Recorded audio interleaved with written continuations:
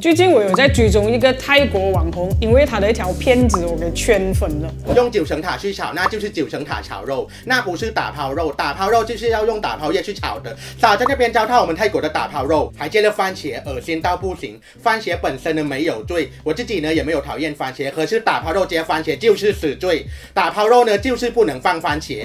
对，我们今天要做的就是打抛肉。对不起娘娘，之前我都是用 sweet basil 来炒的。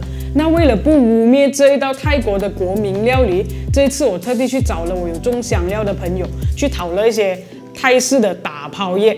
那其实，在我们这边泰式的打抛叶真的一点都不好找。我们现在就开始做。我们先来调一调酱汁。那为了让这道菜更加的正宗，这次我会用到的是泰国的棕榈糖。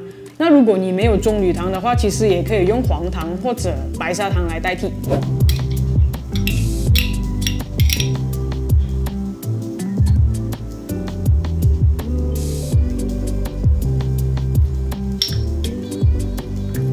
搅拌到糖完全融化就可以了。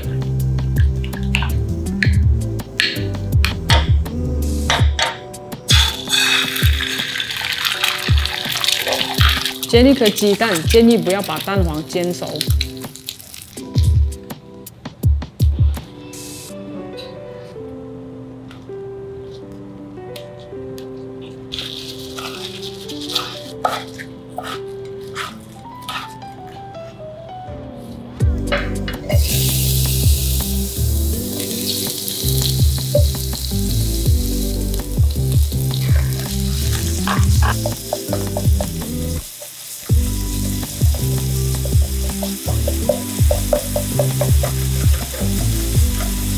炒到鸡肉熟透了，就可以倒入刚刚我们调的酱汁。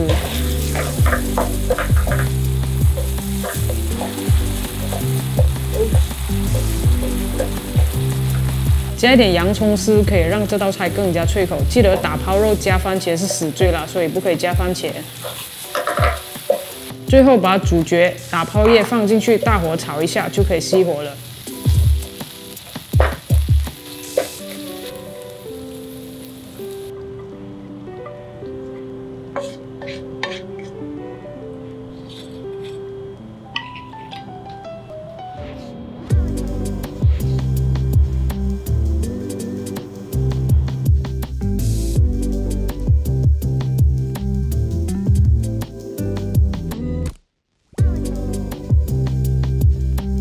真的用打抛叶来炒的打抛肉完成了，萨瓦迪卡！